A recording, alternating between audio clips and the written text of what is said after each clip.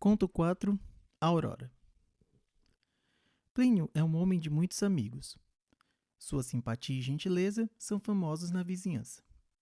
É do tipo que socorre os aflitos sem pedir nada em troca e por isso ganhou também a fama de besta. É o filho mais jovem de Aurora, que odiava ser chamada de dona e era tão amável quanto o filho. Sua figura pequenina e frágil parecia ainda menor no caixão. Como era muito querida, seu velório juntou uma multidão. Familiares, amigos, muitos, pois sempre agregava outros, vizinhos e até desconhecidos, impressionados com aquele evento. Aurora não era dada a tristezas e, se pudesse, botaria toda aquela gente para se divertir, apesar das circunstâncias. Todavia, às vezes o sofrimento é um protocolo social e naquela hora cabia sofrer. Plínio detestava o constrangimento dos velórios em geral. Evitava-os a todo custo, alegando indisposição, falta de coragem de encarar os mortos com seus corpos empapados de formol, qualquer coisa para não se ver obrigado a passar horas de tristeza absoluta, às vezes forçada, ouvindo as inevitáveis frases feitas, algumas despropositadas para a ocasião. Porém, não podia faltar na despedida da própria mãe. Alguns dos irmãos sacaram do repertório de desculpas esfarrapadas alegações que faziam-no rir discretamente. Compromisso inadiável, distância muito longa, não importava. No fim, estava satisfeito em poder velá-la, demonstrando assim o companheirismo que marcou a profunda ligação dos dois na passagem pela vida. Achava a Aurora fofa no caixãozinho, tão serena, em paz. Já não sofria e até parecia esboçar um dos seus amplos sorrisos, a dentadura reluzindo na boca. Foi uma mulher feliz, dentro da sua realidade. Viveu o suficiente para construir uma grande família, teve um casamento razoavelmente estável e pacífico por mais de meio século e alcançou algumas conquistas com as quais não poderia sonhar quando saiu de seu quixadá natal, em plena década de 40, a fim de ganhar o mundo. Aprendeu até a tocar piano, e de ouvido. Era um deleite ouvi-la dedilhando as teclas, encadeando acordes e solfejando melodias de uma riqueza inesperada para alguém que não teve direito a muita instrução. A quem indagasse, maravilhado, como a Aurora começou a se envolver com música, Plínio não sabia explicar. Quando nasceu, o piano já estava lá. Era o primogênito, o velho Brasil no qual a Aurora passava horas esquecidas, às vezes enlouquecendo Praxedes, seu pai, que queria acompanhar o jogo de futebol no rádio. Mãe, por que gostas tanto do piano? Diante da pergunta espontânea de Plínio, a Aurora refletiu um pouco e concluiu. Acho que porque com ele eu consigo chegar em lugares onde ninguém mais consegue. Na ingenuidade da sua infância, Plínio não compreendeu a resposta. Aurora cultivava frases enigmáticas, algumas geniais, mas puramente evasivas, ainda mais para um meninote que só queria saber por que sua mãe apreciava aquele móvel de madeira com teclas imaculadamente brancas. Entre todos os filhos de Aurora, somente Plínio demonstrou algum penor musical, mas para o canto. Tinha um ótimo ouvido e um belo timbre de barítono. Aurora gostava de acompanhá-la ao piano. Esse não era o único interesse que tinham em comum. Costumavam frequentar sessões de cinema, especialmente as matinês nos fins de semana. Aurora prestava muita atenção aos filmes, mas, principalmente, às melodias das trilhas musicais. Assim que chegava em casa, tentava tocar aquelas que havia decorado durante a exibição. Entre tantas músicas, Plínio percebeu que uma se repetia constantemente. Era uma melodia simples, em modo menor, um pouco triste e que arrancava suspiros discretos da pianista. Seria uma composição para Praxedes, mas o velho não demonstrava a menor simpatia pela música. Não poderia ser em sua homenagem. Plínio não se aguentou de curiosidade e certa vez perguntou a Aurora se aquela era uma composição dela, feita para alguém. Ela se pôs pensativa, como costumava fazer quando queria elaborar uma resposta que não era bem resposta. Toda música é saudade de algo ou de alguém. E não disse mais nada. Lá ela com suas frases enigmáticas. A Aurora era assim. Quando queria fugir de uma questão, respondia de modo a satisfazer o seu interesse, sem matar a curiosidade do interlocutor. Plínio entendeu que sua mãe não queria falar sobre aquela canção, mas, sem querer, deixou transparecer o que sentia quando a tocava. Nem toda música é saudade de algo ou de alguém.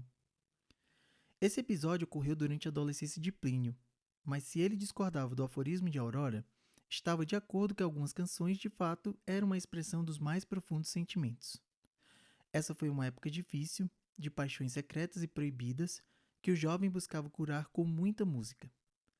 Cada desilusão era uma canção nova. Nesses momentos, sempre lembrava daquela frase de Aurora. Em um dia particularmente doído, Aurora o chamou à sala. Não disse nada. Tocou uma bela música a seu modo. Às vezes, eles se comunicavam assim, sem palavras, só com música. Após o enterro, Plínio teve que acertar com os irmãos a divisão dos bens deixados pela matriarca. Na verdade, havia apenas a casa da família, que não valia lá grande coisa, uns móveis velhos e os pertences particulares de Aurora, pelos quais seus irmãos não demonstravam grande interesse. Plínio ficou feliz com a indiferença dos irmãos. Tinha particular satisfação em levar o velho piano, aquele solene irmão mais velho, de quem cuidou mesmo quando a doença de Aurora a impedia de tocar aquelas teclas de marfim com a leveza que lhe era peculiar. A velha casa tinha se tornado um cenário lúgubre. Praxedes tinha falecido uma década antes de Aurora, mas ela jamais vestiu o luto. Gostava de receber as irmãs e as amigas para conversas de fins de tarde, nos finais de semana, se estendendo noite afora, e de promover pequenos saraus com amigos músicos e outros artistas. Mesmo com o falecimento das tias e de algumas das suas amigas mais próximas, ela cultivava novas amizades. Aos poucos, porém, manifestou os primeiros sintomas de um mal que lhe roubou as memórias e a alegria de viver. Curiosamente, apesar dos efeitos progressivos e devastadores da doença, ainda lembrava de cor do seu repertório, inclusive daquela misteriosa e persistente peça. O instrumento estava impecável. Apesar da sua idade, Aurora sempre cuidou muito bem dele e Plínio honrou a tradição materna, mantendo-o sempre limpo, afinado e pronto para ressoar pelos espaços da casa, enchendo o ambiente de som e alegria. Filho de musicista, também gostava de se relacionar com pessoas do meio, mas Augusto, seu esposo, era arquiteto e adepto de uma visão clean da vida. Até gostava da ideia de usar um piano como um objeto de decoração, mas não um trambolho daqueles. Vi um piano da Cássio no showroom, uma coisa mais linda, todo compacto, amarelinho. Era difícil para ele imaginar que aquele humilde piano de armário fosse algo tão precioso. Achou-o algo démodé, parecendo um móvel de cozinha. E o espaço? Onde iremos colocá-lo? Não tinha paciência para discutir esse assunto. Até convencer Augusto de que aquela velharia tinha grande valor sentimental para si, deixou o piano na sala da velha casa. Antes que ela fosse vendida, conseguiria dobrar Augusto e levar o instrumento para o apartamento clean do casal. Fora o piano, Plínio desejava manter consigo os itens que faziam parte da memorabilia familiar. Fotos, os discos de Aurora, partituras. O resto venderia ou doaria. Foi com essa determinação que chegou ao amplo quarto da mãe e começou a fazer uma espécie de inventário particular. Revirou as gavetas do grande guarda-roupas de mogno e da cômoda de embuia. As fotografias estavam muito bem conservadas, assim como as partituras e os papéis que Aurora organizava em uma pastinha de couro meio puída. Plínio era um tanto estabanado e logo estava cheio de quinquilharias nas mãos, coisas que iriam ocupar o porta-malas do carro até que Augusto aceitasse essa herança poeirenta no seu imaculado lar. Ao topar num taco solto no velho piso, tudo se desfez numa confusão de papéis, LPs, CDs e outros pedaços de memória pelo chão. Praguejando de dor e raiva, o filho de Aurora se sentou um pouco na enorme cama dos pais. Sentiu algo estranho embaixo do colchão e, movido pela curiosidade, acabou encontrando antigos diários escritos por Aurora. Não fazia ideia de que sua mãe mantivesse o hábito de escrever diários e, claro, teve grande curiosidade em acessar seu conteúdo. Logo nas primeiras páginas, Plínio se deparou com uma Aurora que falava bastante de amor.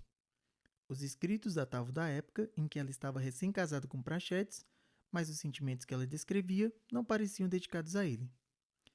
Sei que o sentimento que nos une é maior do que qualquer oposição das nossas famílias, mas fui covarde e me deixei levar pelo destino traçado para mim.